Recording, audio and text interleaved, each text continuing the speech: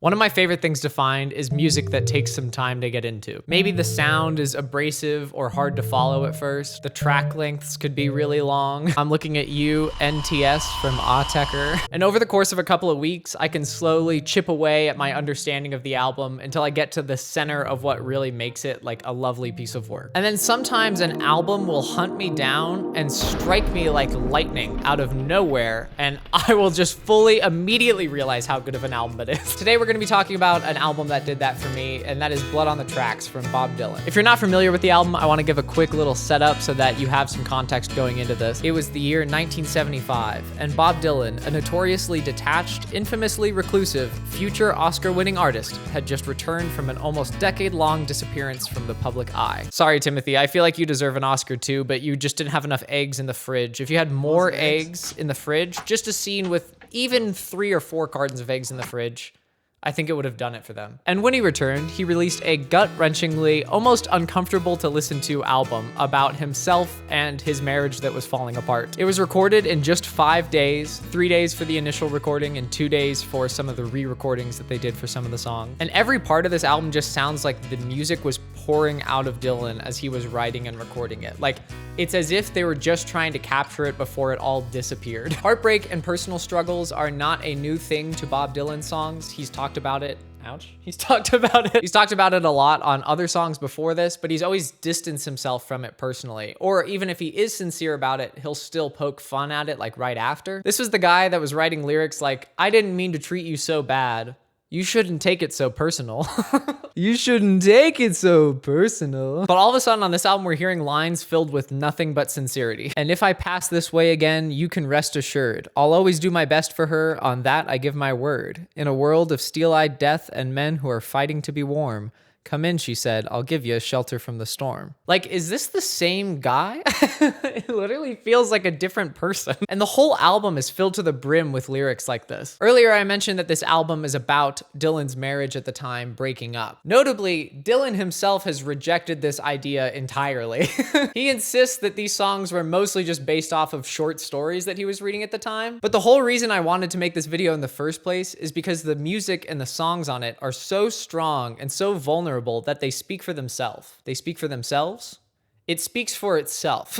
It speaks directly over Dylan saying that this is not autobiographical, and it just leaves you sitting there for an hour listening to a clearly broken man explain exactly how he's feeling. And it's so honest and clear at times that it feels like you shouldn't even be there to hear it. Like, you're not supposed to be in the room. What do I mean when I'm saying that these songs are strong? Plenty of albums have songs that are considered strong, and that might even be songs that define artists' careers. So why do I feel like these songs are different than those?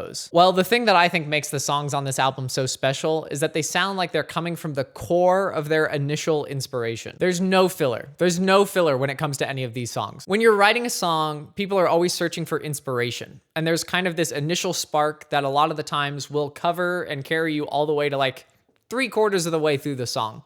You'll have most of the song come from this initial burst. And then for the rest of the song, you're kind of filling in the blanks. You're maybe adding in some words that rhyme, or you're putting in things that don't necessarily detract from that initial thing, but they're just kind of there to support it. They don't necessarily add anything, but they don't get in the way. By the time we hear finished songs, sometimes so much has changed from that initial burst of inspiration that it might not even really be there anymore. Which is fine, because we get amazing songs from that all of the time. Songs that are crafted really well, or start in one place, but end up somewhere completely different than where it started.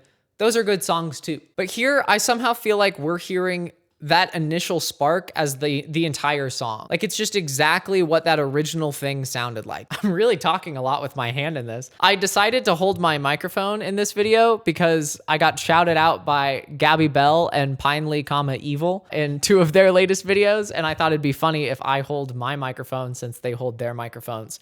But I am becoming increasingly aware how much that makes me want to move the other hand of my body. Why do I feel like these songs feel like they're just in that initial core inspiration stage the entire time? Well, Dylan himself is notorious for never really performing songs the same way. Throughout his career, if you check any live album from him over the decades that he's performed, you might hear a song that started out in the 60s as like a nice little folk acoustic tune, instead have a full rock backing band, and they'll be doing a funk version of like It Ain't Me, Babe.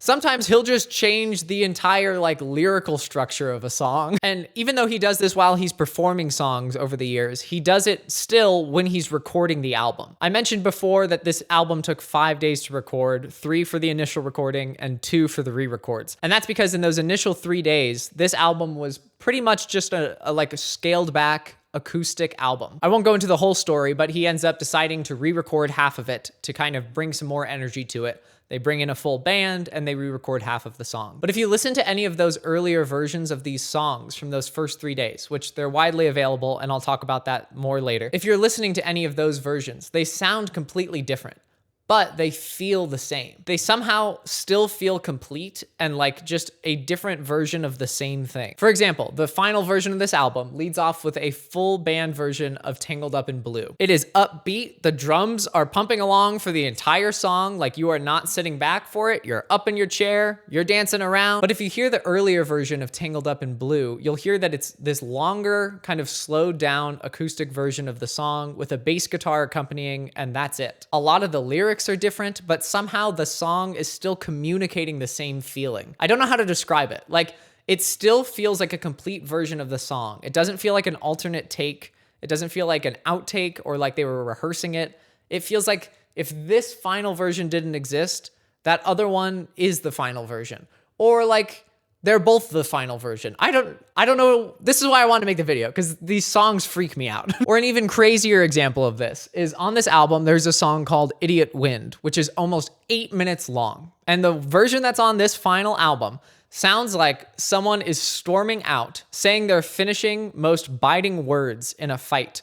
And the relationship is over after this, and it's just 8 minutes of that. If you listen to the earlier version of that song from the first 3 days of recording, you will hear just a 9-minute long, slow acoustic version of that same song. And it will feel the same. Like in the final version, he's yelling for most of the song. He's just kind of screaming. And in the earlier version, he's very sweetly singing these same words. And you get a different feeling from them in the sense that this one feels sad, but mostly frustrated. And the earlier version feels frustrated, but mostly sad. But both of them feel like exactly what he's trying to communicate. I don't know what I'm trying to say. This is where it becomes like music has a way of communicating something that words can't on their own. And that's why I wanted to talk about this, to try and push you to listen to that song or these songs, because there's such a cool feeling captured in these things that I don't know how else to describe. And I think that's what makes this album so widely loved. And like I said, official version is 8 minutes long. The earlier version is almost 9 minutes long. And at no point does it feel like there's even a word of filler. I don't know how. It feels like nothing was sacrificed from the original inspiration of where this song comes from. And that's why it feels so like vulnerable. Because even though the song is 9 minutes long and you're sitting there going like, oh, here we go, a 9-minute long song, you kind of don't even feel like you're listening to a song anymore. You kind of feel like you're just in the room that the fight is taking place in. And you're like, ooh, because it feels so authentically true to his experience and what he's trying to share. That's why it's funny whenever Dylan says that this album is not about him or that it's not autobiographical about his situation with his marriage. It is like kind of hilarious because these songs exist so purely as their original inspiration that you're like, dude, are you listening to the same songs that I am? Because like, clearly it's about you. Like, what the hell are you talking about? I think because these songs feel like they are so entirely just that initial spark of inspiration, they also don't grow tiring. I have a goofy piece of evidence for this too. Bob Dylan does these things called bootleg releases. If you don't know, it'll just be like official releases of a bunch of unreleased material from different like sections of his career. And there's a bootleg release for Blood on the Tracks. It's called More Blood, More Tracks. I don't know why it's called that, but that's what it's called. There's a sampler on streaming services of this bootleg series. You can listen to some of the highlights from it, and it's all basically those early versions of the songs from this album. However, there is also a full version of this bootleg series. I don't want to make eye contact with the camera as I say that I did in fact get this. It is 87 tracks, 6 hours long, and it's displayed and presented chronologically as it was recorded. So one of the CDs has the song You're Gonna Make Me Lonesome When You Go, 9 times in a row. And you're thinking, surely that must be tiring. And hey, maybe it's me trying to tell myself I'm not crazy for obtaining this. I'm going to move on from that quickly. I don't like that being the option. You're thinking to yourself, that sounds tiring. But these songs are so like personal that it's not tiring, because it feels like you're not listening to a song. You're listening to someone tell you an experience in multiple different ways and trying to find the right words for it.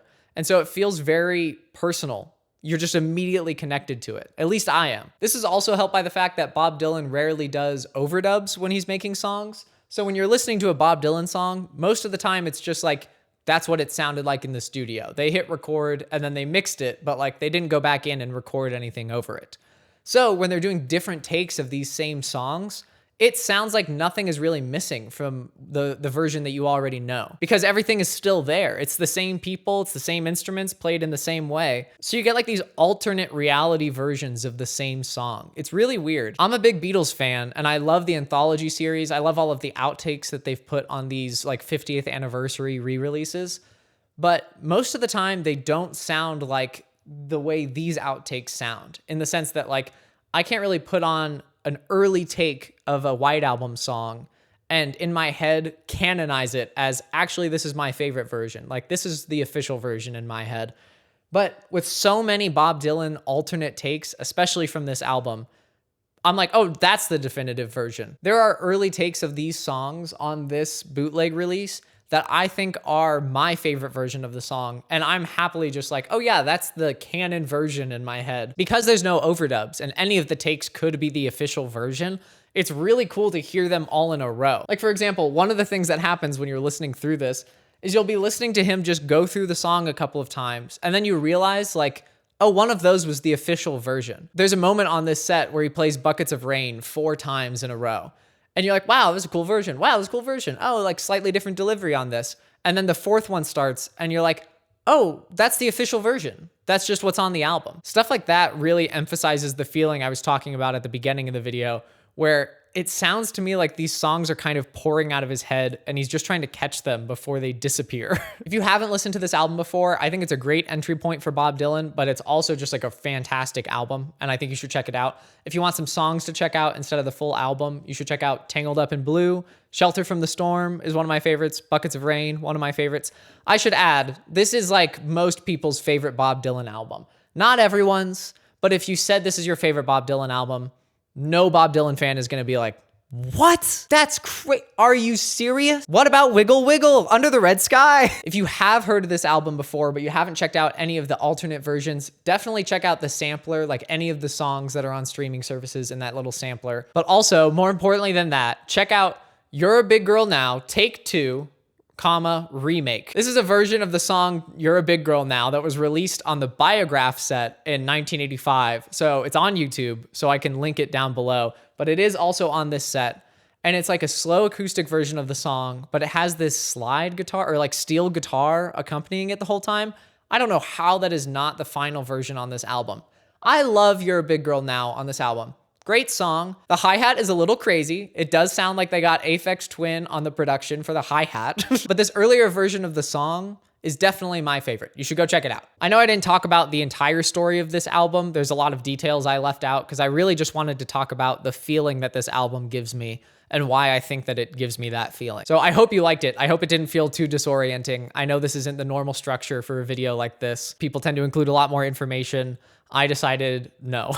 And because that was intentional, it is therefore not lazy, and thus, you're welcome. Oh, if you haven't heard the early version of Idiot Wind with an organ overdub, go listen to that. That's really cool. Also, I wanted to quickly say thank you to Pinely, the evil one, and Gabi Belle for shouting me out in 2 of their latest videos. They're very sweet for that. That was super nice. If you are here from those videos, thank you so much for coming over here. I'm happy to have you. I hope you liked this video if this is the first one that you saw. I've been having a lot of fun making these videos recently where I just talk about music that I love.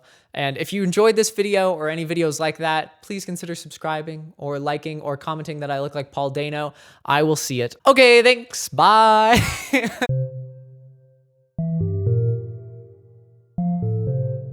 Who are you? I walked Bob Dylan up in 1975.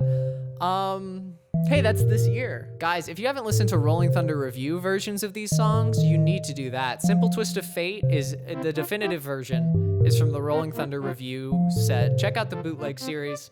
It's important to me that you check this out.